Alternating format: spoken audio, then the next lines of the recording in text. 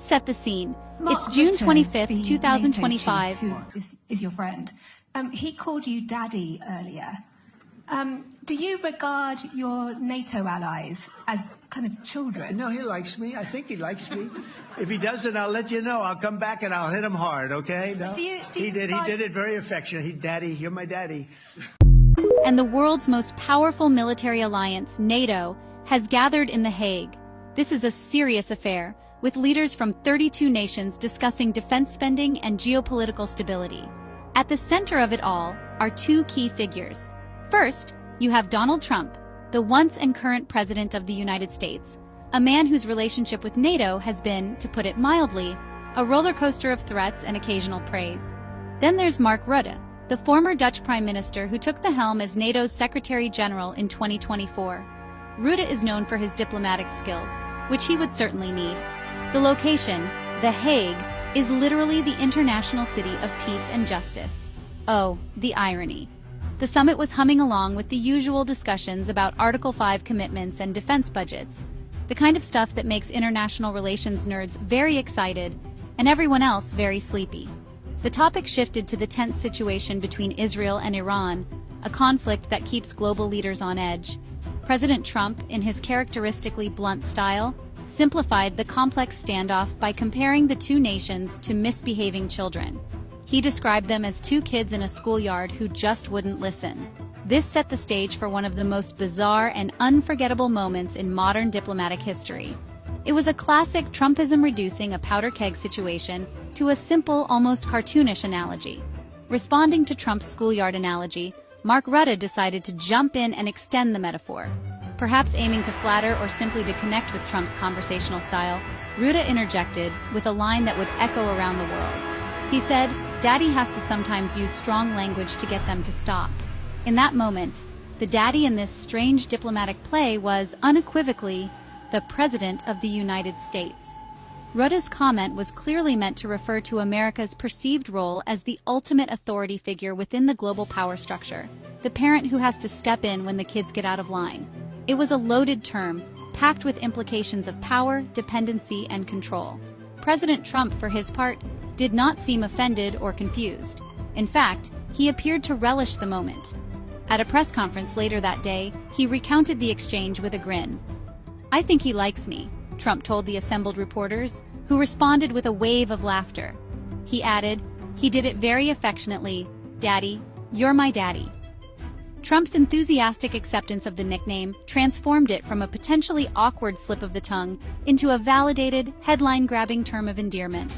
He took Rutte's metaphor and ran with it, framing it not as a comment on geopolitical dynamics, but as a personal tribute to his own strong leadership, which is, let's be honest, perfectly on brand for him. The White House, never one to miss a viral opportunity, immediately leaned into the daddy phenomenon with the subtlety of a monster truck rally. Instead of downplaying the comment or issuing a dry, formal statement, the administration's social media team went into overdrive. By that evening, the official White House X account posted a slickly edited video montage. It featured powerful clips of President Trump striding confidently through the summit, shaking hands, and looking presidential. The soundtrack? The 2010 R&B hit "Hey Daddy, Daddy's Home" by Usher. The caption sealed the deal. "Daddy's home. Hey, hey, hey, Daddy." It was a masterclass in modern political communication, turning a diplomatic soundbite into a full-blown pop culture moment. This official endorsement from the White House opened the floodgates for a tidal wave of reactions online and in the news. The internet, of course, did what the internet does best. It exploded with memes, jokes, and endless commentary. The term Daddy Trump trended worldwide for over 24 hours. Some users created edits of Trump's face on various fatherly figures from pop culture, while others simply expressed their bewildered amusement at the sheer strangeness of it all. The incident completely overshadowed the more substantive news from the summit, such as the renewed commitment to defense spending. The focus was no longer on collective security, but on the new unofficial title for the leader of the free world. Of course, not all the reactions were lighthearted. Many critics and political commentators expressed deep concern over the exchange. They argued that Rutte's comment, and Trump's gleeful acceptance of it, portrayed America's allies as weak and subservient. The term vassalage was thrown around, suggesting that the NATO Secretary-General was acting less like a partner and more like a subject bowing to his king. Op-eds were written, and cable news panels debated the implications for hours. Was this a sign of a healthy alliance? Or did it reveal a deeply unsettling power imbalance where European leaders felt they had to coddle and flatter the American president to keep him engaged with the alliance? The Trump campaign, meanwhile, saw not a diplomatic incident, but a golden branding opportunity. Wasting absolutely no time, they launched a new line of campaign merchandise by the next morning. The centerpiece was a $35 t-shirt. It featured the infamous mugshot taken of Trump in Georgia back in 2023, following his indictment on election interference charges. Slapped right underneath this scowling, defiant image was a single, bold word: Daddy. It was a surreal fusion of his past legal troubles and his newfound summit nickname, transforming a symbol of controversy into a badge of honor for his supporters. It was provocative, it was shameless, and it was pure, unadulterated Trump-era politics. As the daddy narrative spun wildly out of control, Mark Rutte found himself in the uncomfortable position of having to explain a metaphor that had taken on a life of its own. On June 26, the day after his infamous comment, he spoke to the press to clarify his intentions. He insisted that he had not, in fact, directly called President Trump daddy in a personal sense. Instead, he explained, he was using the word metaphorically to describe a specific anxiety he had observed among some of America's European partners. It was, he said, an attempt to illustrate their dependency on the United States for security and leadership in an increasingly volatile world. Rutte elaborated on his point by offering another analogy, which was arguably just as awkward as the first. He compared the feeling of some allies to that of a small child asking his daddy, "Hey, are you still staying with the family?" This clarification was meant to reframe his comment as a commentary on European anxieties about potential American isolationism, a major concern during Trump's first term. However, by doubling down on the parent-child imagery, he arguably did little to quell the criticism that he was infantilizing sovereign nations. He was trying to explain the psychology of the alliance, but many heard it as a confession of weakness and a reinforcement of a deeply unequal partnership. The clarification did little to change the narrative. For critics, Rutte's explanation only confirmed their worst fears about the state of the transatlantic relationship under Trump. They saw it as an admission that European leaders felt compelled to manage the American president's ego, using flattery and familial metaphors to ensure the U.S. wouldn't abandon its commitments. The image of a child pleading with its father to stay was, for them, a pathetic and undignified position for the leader of NATO. It painted a picture of an alliance held together not by shared values and mutual respect, but by the desperate hope that Daddy wouldn't walk out and leave them to fend for themselves. Conversely, for Trump's supporters, the entire episode was a resounding victory. They saw Rutte's comment and his subsequent fumbling clarification as undeniable proof of Trump's strength and dominance on the world stage. In their view, the NATO chief had inadvertently admitted what they had believed all along, that the world needs a strong American leader, and that Trump is that leader. The fact that it made traditional diplomats and media figures uncomfortable was simply a bonus.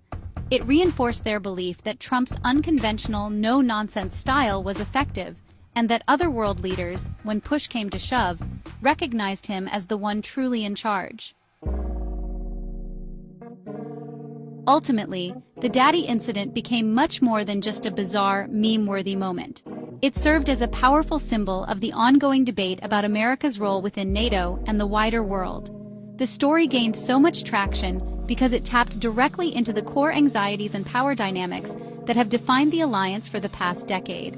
Is the United States a first among equals, a senior partner in a collective of sovereign nations? Or has it become an indispensable and sometimes reluctant parental figure that its allies must constantly placate and appease? Rutte's comment, whether intentional or not, brought this uncomfortable question into the glaring spotlight of a global summit. The whole affair perfectly illustrates the deep-seated anxieties of European allies concerning American commitment. For years, especially following Trump's first presidency, there has been a persistent fear in European capitals that the U.S. might one day decide that the costs of defending Europe outweigh the benefits. This has led to a dual strategy: on one hand, boosting their own defense spending, and on the other, engaging in delicate diplomacy designed to keep the American president happy and invested. Rutte's daddy comment, and his later explanation, can be seen as a clumsy but revealing example of the latter strategy in action. A verbal pat on the back meant to reassure the powerful figure at the head of the table. The widespread reaction, both the mockery and the serious criticism, highlights a global identity crisis. Many people, particularly in Europe, are deeply uncomfortable with the idea of their nations being viewed as dependent children. They aspire to a partnership of equals, where Europe stands as a strong and capable geopolitical actor in its own right. The daddy comment felt like a step backward, a regression to a post-World War II dynamic that many feel is outdated and undignified. It chafed against the desire for strategic autonomy and reinforced a narrative of subservience that critics of American foreign policy have long pointed to as a fundamental problem in international relations. In the end, this strange diplomatic footnote will be remembered as a vivid snapshot of a specific moment in history. It captured the unique blend of personality-driven politics, social media absurdity, and genuine geopolitical tension that defines our current era. It showed how a single, poorly chosen word could overshadow complex policy discussions and reveal the fragile psychology underpinning a 75-year-old military alliance. The story of Daddy Trump wasn't just about a funny nickname. It was about power, perception, and the persistent, nagging question of who really calls the shots on the world stage and how everyone else is supposed to feel about it.